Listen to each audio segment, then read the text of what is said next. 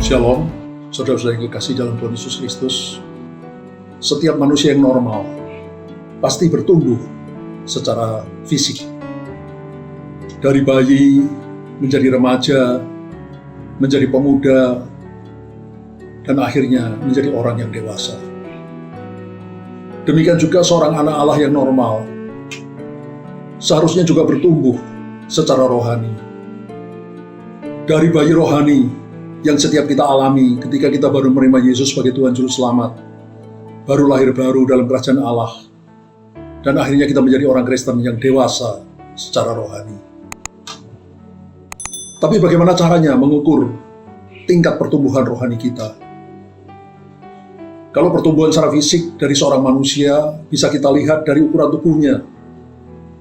Semakin dewasa seorang, ukuran tubuhnya semakin meninggi.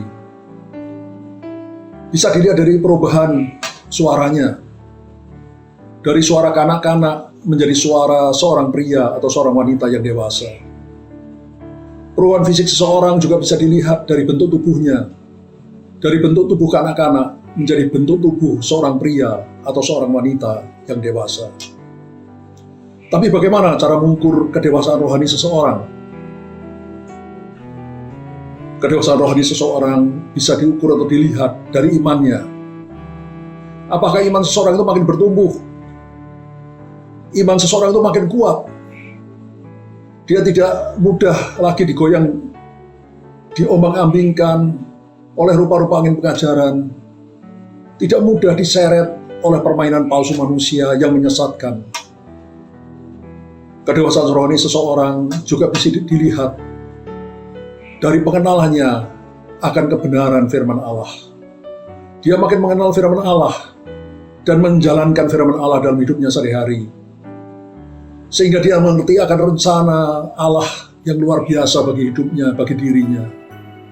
Sehingga tidak mudah menjual keselamatannya hanya untuk semangkok kacang merah, untuk hal-hal yang bersifat fana, bersifat duniawi, yang akan kita tinggalkan begitu kita meninggalkan dunia ini.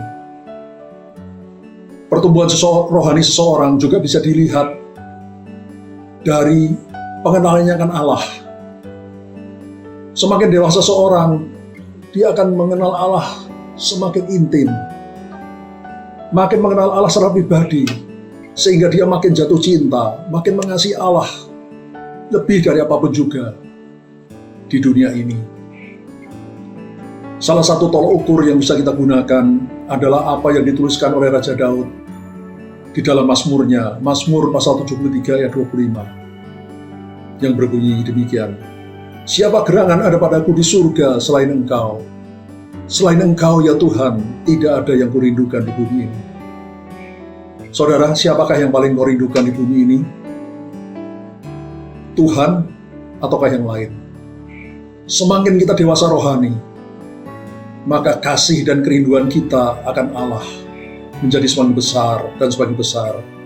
Bahkan akhirnya, hanya Dialah satu-satunya yang kita rindukan di bawah kolong langit ini. Mari kita periksa diri kita masing-masing. Tuhan Yesus memberkati kita semua. Haleluya.